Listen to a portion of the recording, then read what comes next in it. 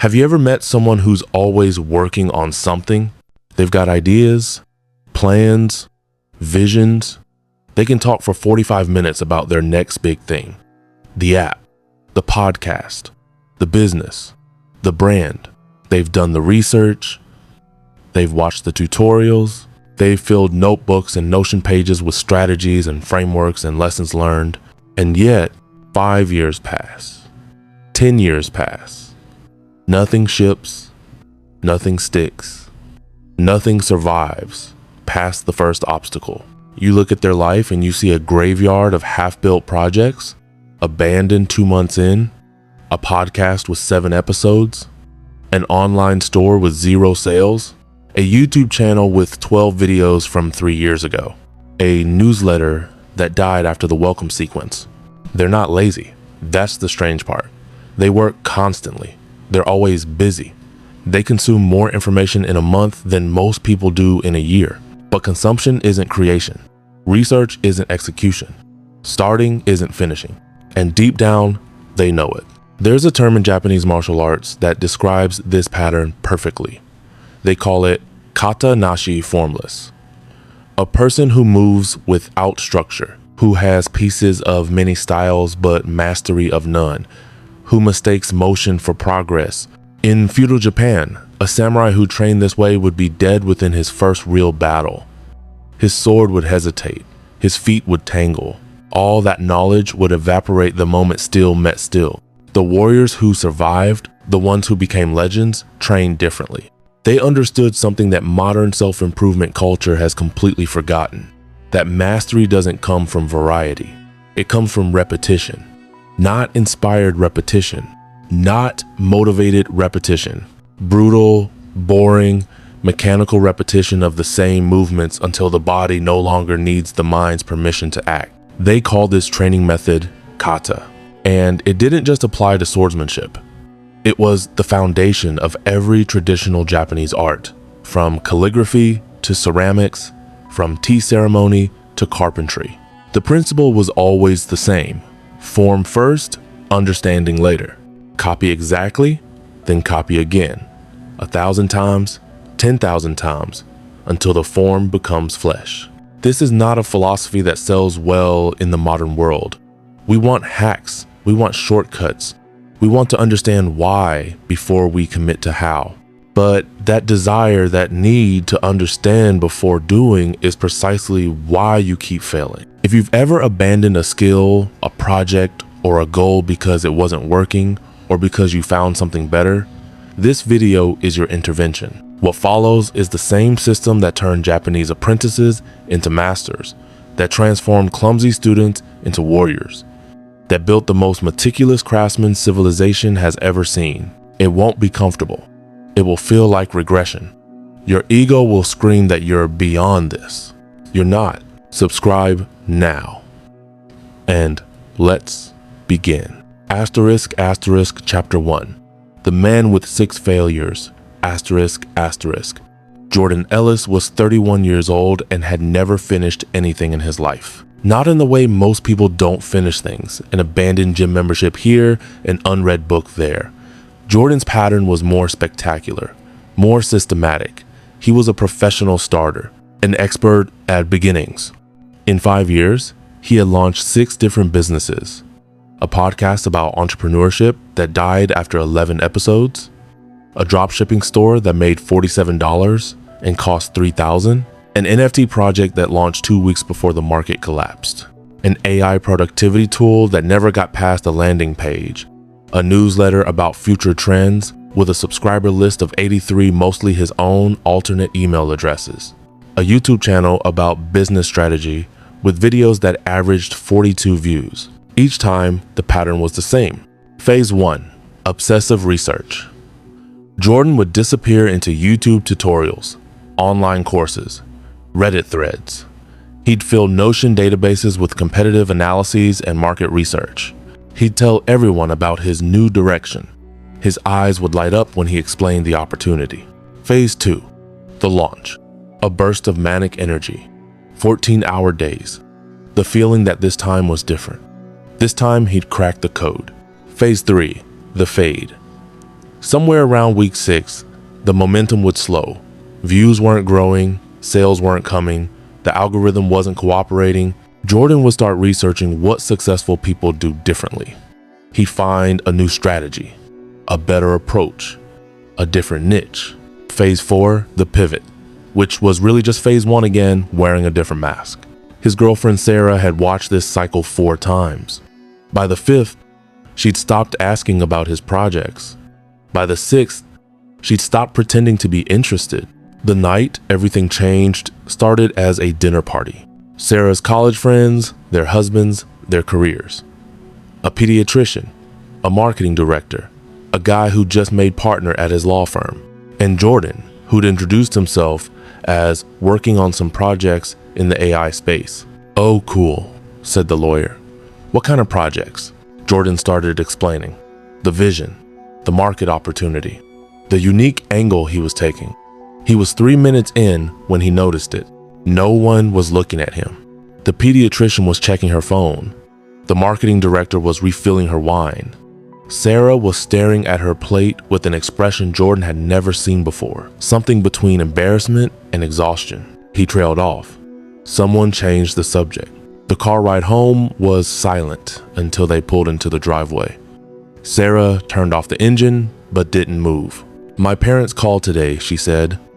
"They asked when you're going to get a real job." Jordan felt his chest tighten. "I'm building something. It takes time."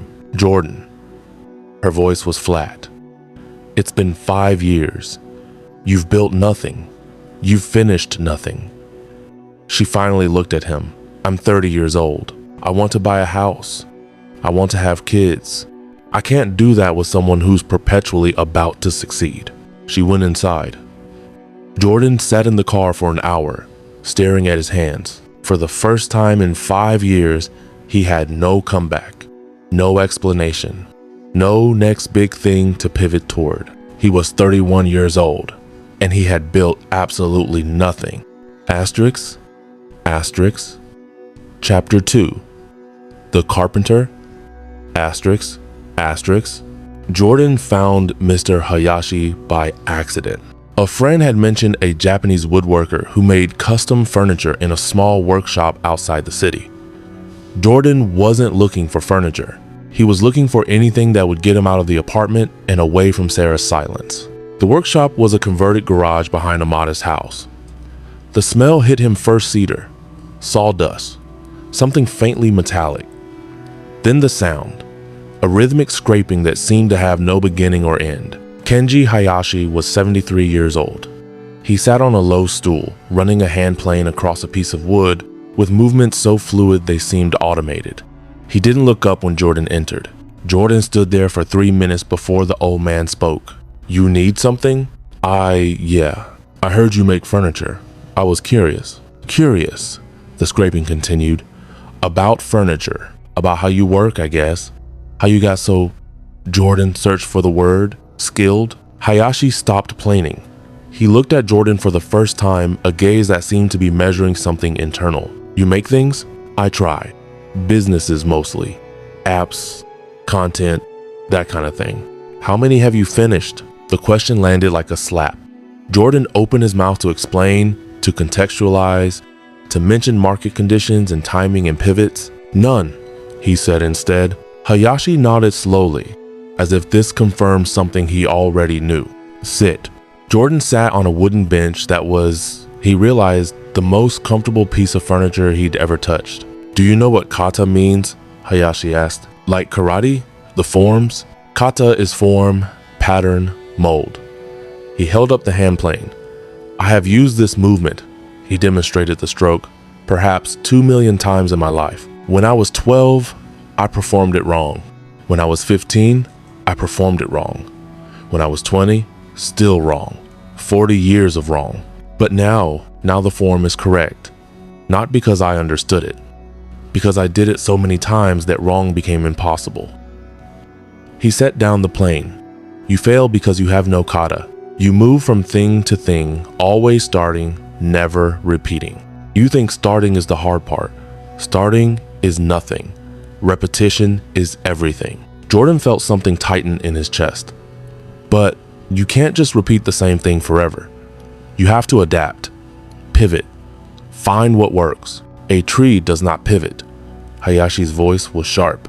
It grows one direction, up, for 50 years, 100 years, the same direction, and it becomes strong enough to survive any storm. He pointed at Jordan. You are not a tree, you are a leaf, blown everywhere, landing nowhere. Jordan didn't have a response. Hayashi stood slowly, crossed to a shelf, and pulled down a worn notebook. There is a system, the way I was taught, the way my teacher was taught, the way craftsmen have been taught for 400 years. He placed the notebook on the workbench. It is not easy. It is not fast. It will make you feel stupid and small and like you are going backward. Why would I want that? Hayashi almost smiled. Because you have tried everything else, and everything else has failed. He opened the notebook to the first page. A single word was written in both Japanese and English. Asterisk, asterisk, kata, asterisk, asterisk. Come back tomorrow, Hayashi said. Early, we begin. Asterisk, asterisk. Chapter 3, Kihon. The humiliation of basics, asterisk, asterisk. Jordan arrived at 6 a.m. Hayashi was already working. First principle, the old man said without greeting. Kihon. Basics. Foundation. You do not move forward until the foundation cannot break. He handed Jordan a piece of scrap wood and a hand plane. Plane this surface flat. Use this stroke. He demonstrated. A smooth push, body weight shifting forward, arms as guides rather than engines. Do it until I say stop. Jordan took the plane. His first stroke caught and stuttered. The second gouged the wood. The third was marginally better. Wrong, Hayashi said. Again, 20 minutes passed. 40. An hour. Jordan's shoulders burned. His strokes weren't improving. If anything, they were getting worse as fatigue set in. I think I need to understand the technique better, Jordan said. Maybe if you explain the mechanics. No, but you want to understand before you can do. This is your disease. Hayashi took the plane and demonstrated again. The same stroke. No explanation. Again. By noon, Jordan had planed the same piece of wood for 6 hours. His arms shook. The surface was a mess of gouges and uneven patches. Enough, Hayashi said. He examined the wood, running his fingers across the damage. Tomorrow, same thing. Wait, I'm not doing something else? Learning the next step? Hayashi looked at him with something like pity. You have not learned this step. Why would you learn another? Jordan drove home in a fog of frustration. This was pointless. He was an adult with a business degree, and he just spent 6 hours failing at something a medieval peasant could do. His mind was already generating alternatives. Maybe a different teacher, a YouTube tutorial on woodworking fundamentals, a book that would explain the theory he called himself. This was the pattern, the exact pattern. Difficulty appeared, and his brain immediately started searching for a different path. Not because the current path was wrong, but because the current path required him to be bad at something for longer than felt comfortable. He went back the next day. And for 3 weeks, Jordan did nothing but plane wood. The same stroke, the same piece of lumber, replaced when it became too damaged. No variety, no progression, no sense of building towards something. In traditional apprenticeship, Hayashi said during the second week, students spend first year doing only this. Kihon. Many quit. They say it is boring. They say they already understand. They understand nothing. A researcher at MIT had studied this phenomenon Hayashi mentioned. Students who were forced to practice fundamentals far past the point of conscious competence performed 40% better under pressure than those who moved quickly to advanced techniques. The conscious mind thought it was ready to move on.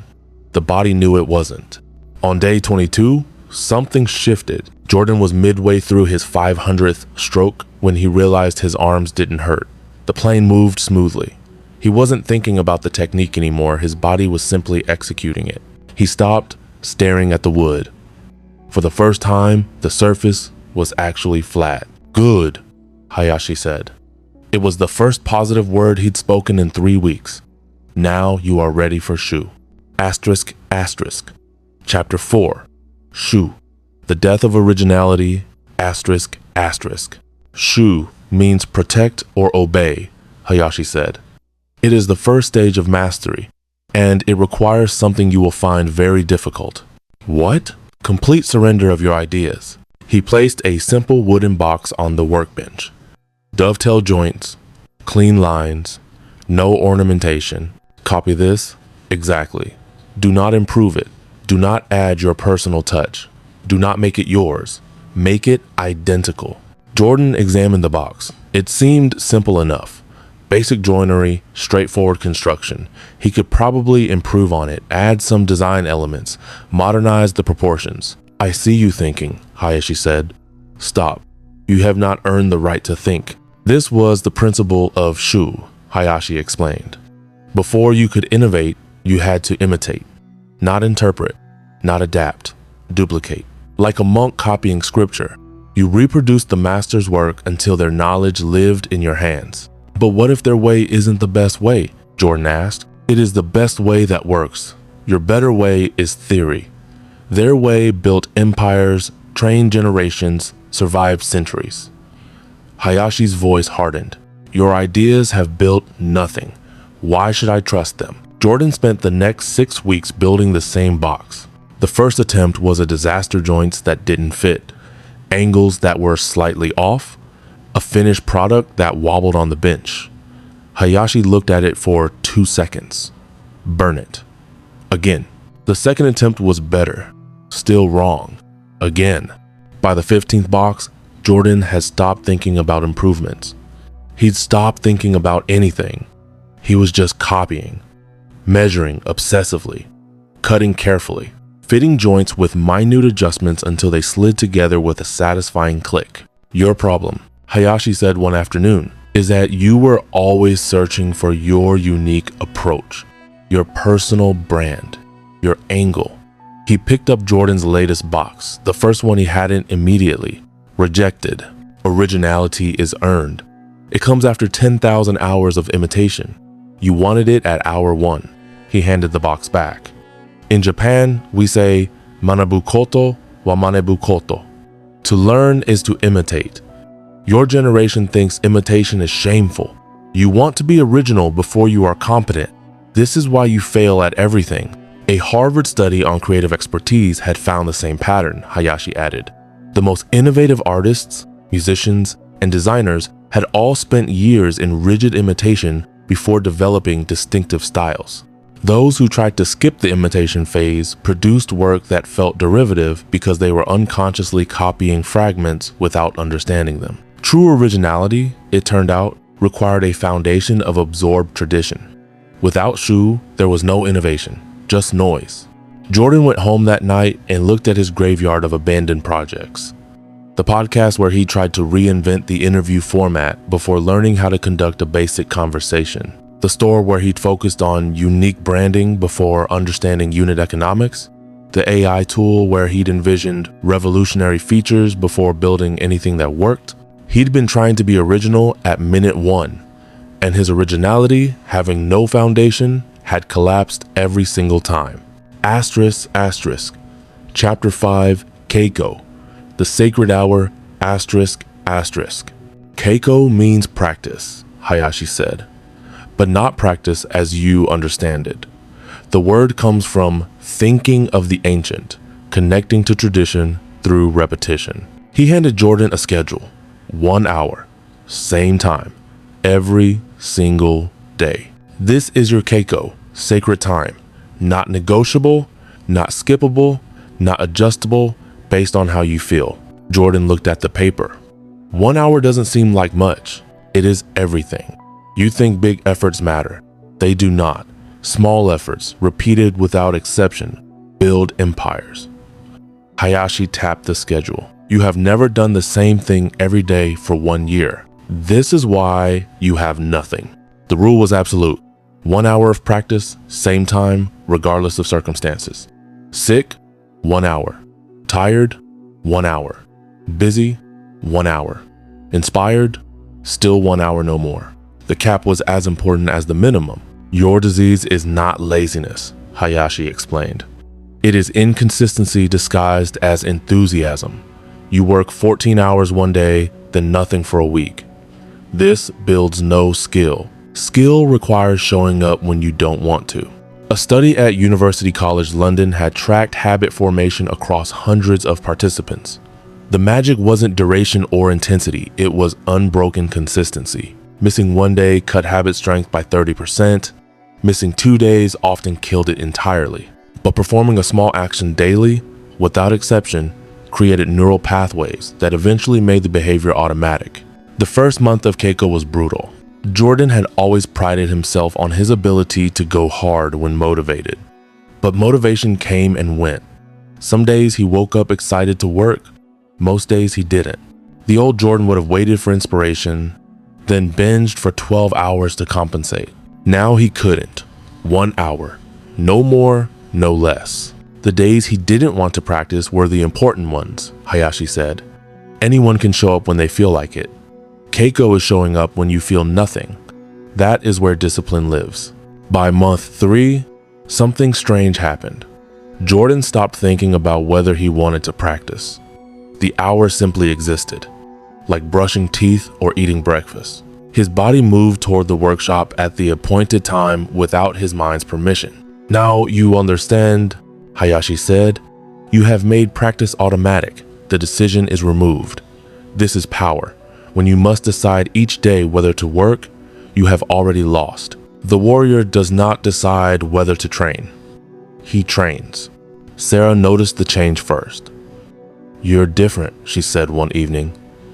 You're actually consistent. Jordan realized he hadn't talked about his projects in months. He hadn't pitched a new idea or announced a pivot. He'd just been showing up every day to the same practice, doing the same thing.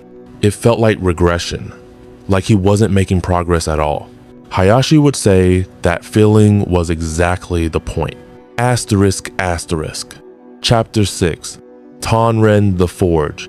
Asterisk, asterisk. The final principle, Hayashi said. Tanren. Forging. He led Jordan to a corner of the workshop where a thick post stood bolted to the floor. It was wrapped in rope and leather, scarred with thousands of impact marks. In sword training, students strike this post 10,000 times. Not to learn technique, Kihon teaches that. To forge technique into bone. He handed Jordan a wooden practice sword. Strike, center, same spot, 1,000 times. Jordan blinked. Today, every day, until I say stop. The word Tanren came from metalworking, Hayashi explained.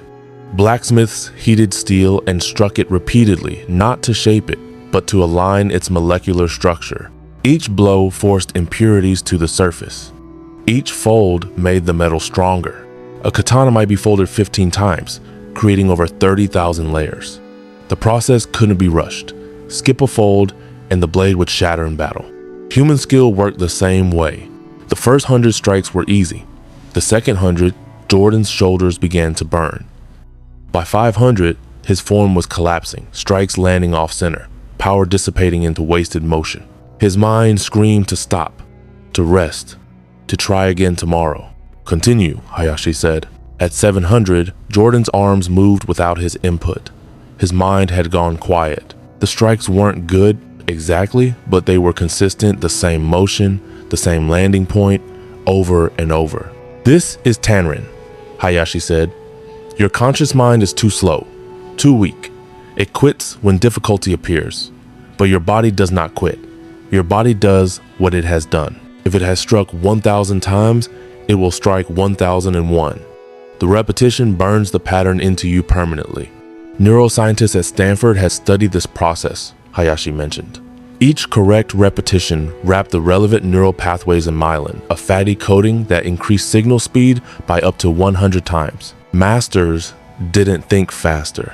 Their neural signals traveled faster, on paths that had been insulated through years of repetition. There was no shortcut, no hack, no way to myelinate a skill except through volume. Jordan spent the next month in Tanren, 1,000 strikes daily, plus his hour of woodworking, plus the boxes he was still copying. Number 23, 24, 25. The cumulative fatigue was enormous. His body ached constantly. His mind felt blank, scraped clean of clever ideas and novel strategies. But something was building. His boxes were becoming precise in ways he couldn't articulate. His hands knew things his mind didn't.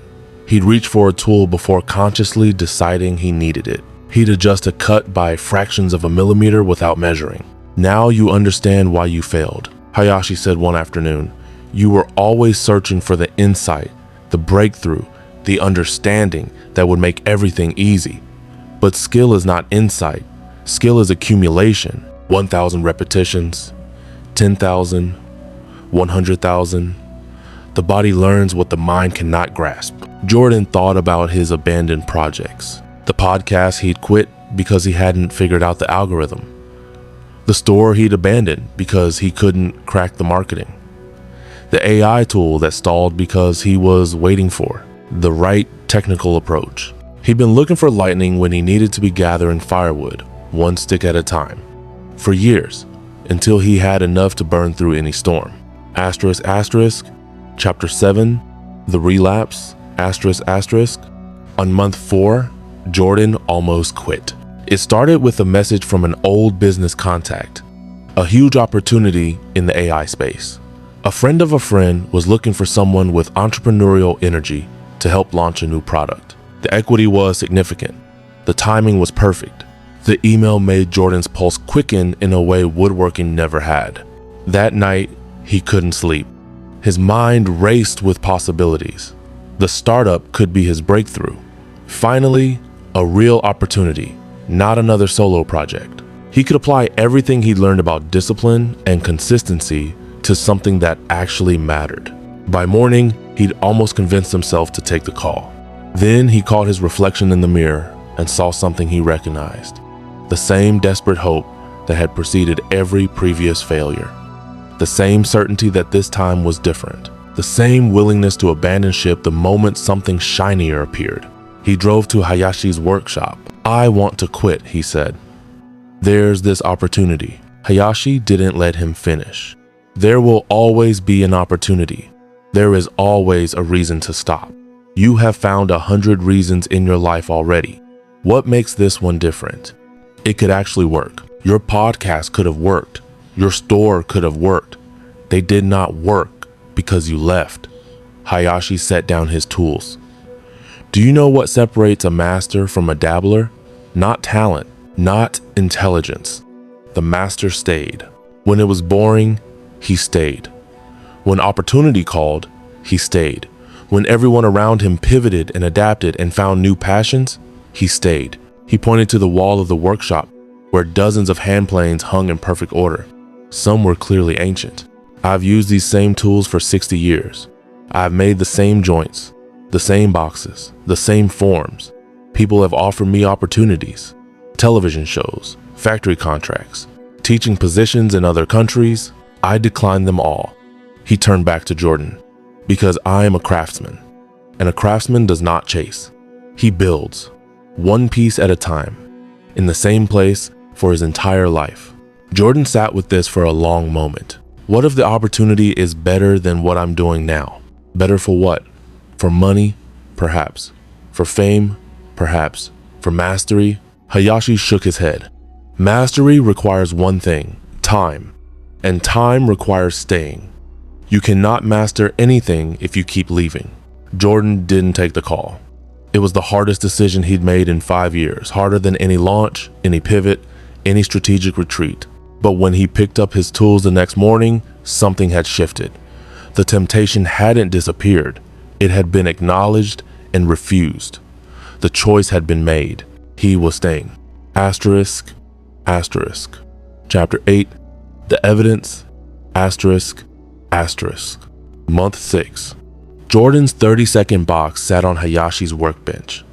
The old man examined it in silence, running his fingers along the joints, testing the fit of the dovetails. Then he did something he'd never done before.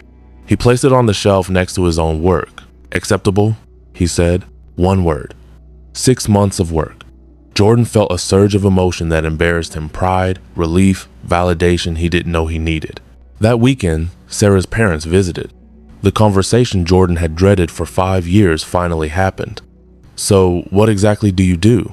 Before, Jordan would have launched into a pitch, a vision, a direction. Instead, he walked them to the spare room he'd converted into a small workshop and showed them the boxes on his shelf. 32 of them, each slightly better than the last. "I make these," he said. Sarah's father picked one up, examined it with the careful attention of a man who'd worked with his hands his whole life. "You made this? All of it? The joints and everything?" "Yeah, I'm still learning, but this is good work." Sarah's father looked at him differently. "How long have you been doing this?" 6 months. Same thing every day." The older man nodded slowly. "That's how you get good at anything. Same thing every day." He set the box down. "I worked at the same plant for 34 years. Never changed jobs. People thought I was crazy, always chasing the next thing.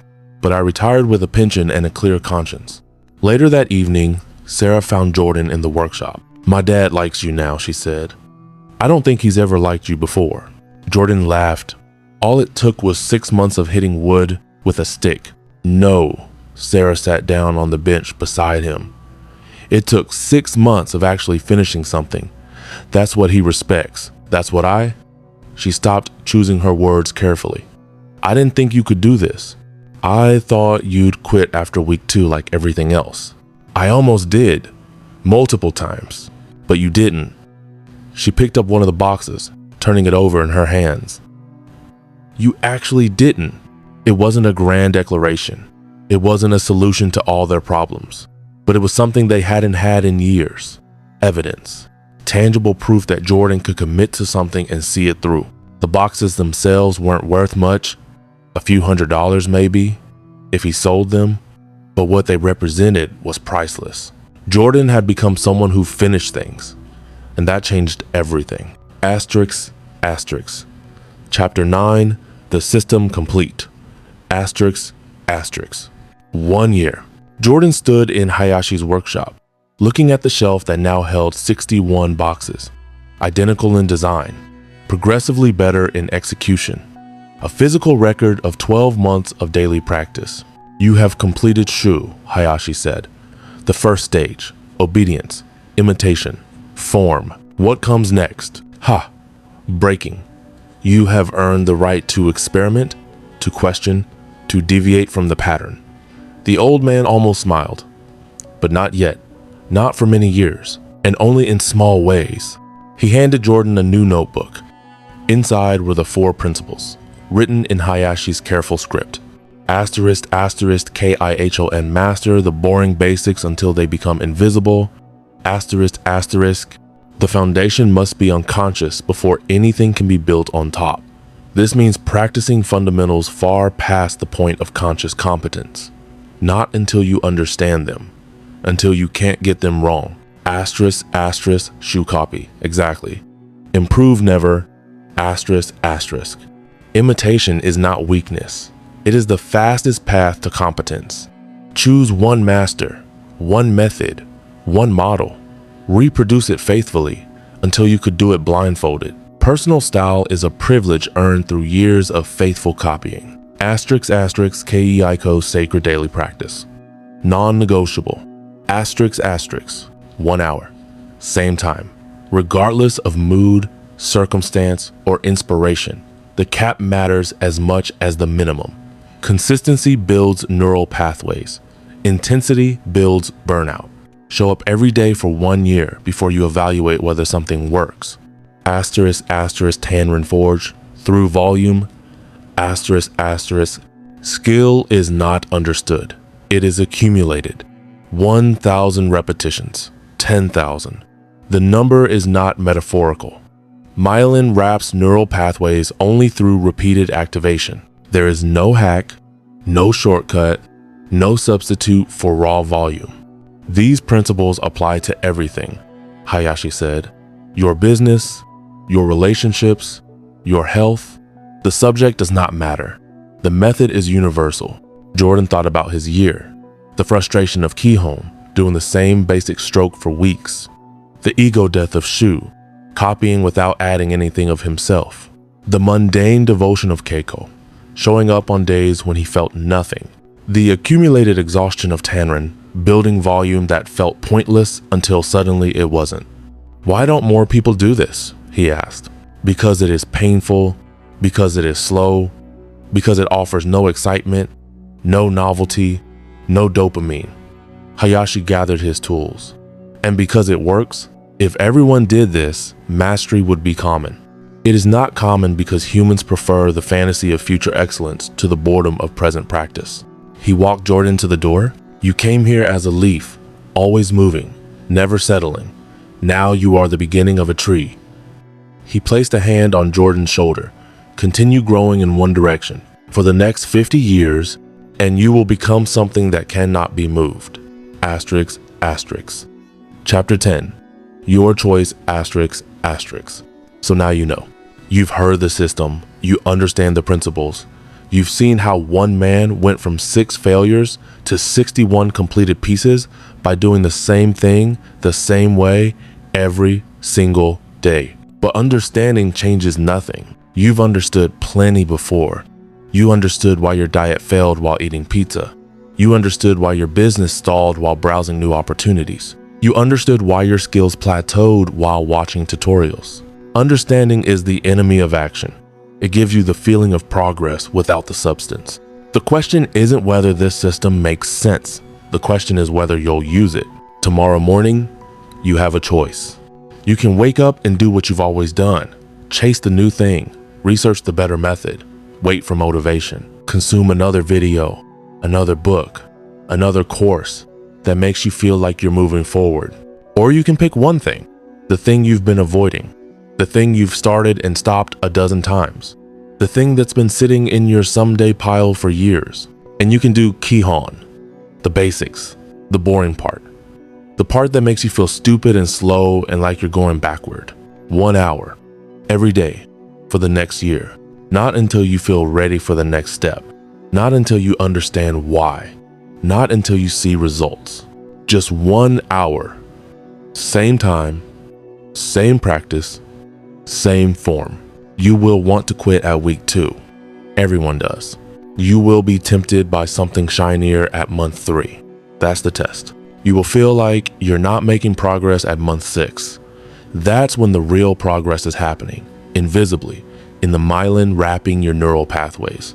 And at month 12, you will have something you've never had before. Proof. Physical evidence that you can commit to something and see it through.